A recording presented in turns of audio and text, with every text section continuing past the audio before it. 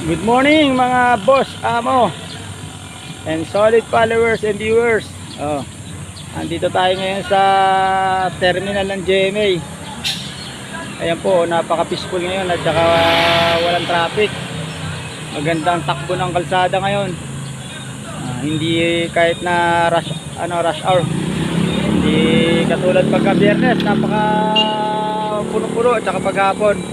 Ngayong umaga, mga nakapasok na siguro sa trabaho iba, napaka peaceful tsaka tahimik ngayon. Hindi matraffic, hindi ganun maingay. Medyo mainit na nga lang mga boss, amo, and solid followers and viewers. Supportahan din yung FB page ko ng ambisyosong magsasaka. 10,000k followers na tayo, mahigit. Maraming salamat sa inyong walang sawang pagsuporta at panonood ng aking mga upload. Pakisuportahan lagi para lagi ko kayong na-update. Ayan, ang terminal GMA napakaluwag mga boss, kaya yung mga malilit na pumasok, walang problema, hindi kayo mahihirapan sa traffic. Konti lang yung mga sasakyan ngayong umaga, walang traffic, ang luwag.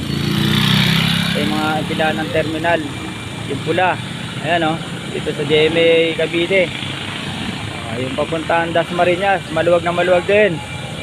Kaya kung medyo malilit yun, walang problema. Medyo maluwag, ayan po, pa Dasmariñas yan.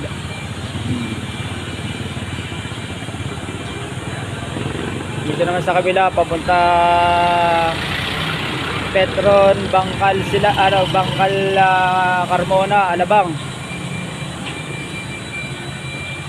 Dito naman po sa kabila, papuntang GMA, papuntang Area C, pababa, De Verde, San Jose. Ayan po, mga biyahe. Kaya yung mga papasok, wag siya, kahit na medyo late na, hindi naman kayo delikado malilate ng gusto. At napakaluwag ng biyahe dito sa terminal.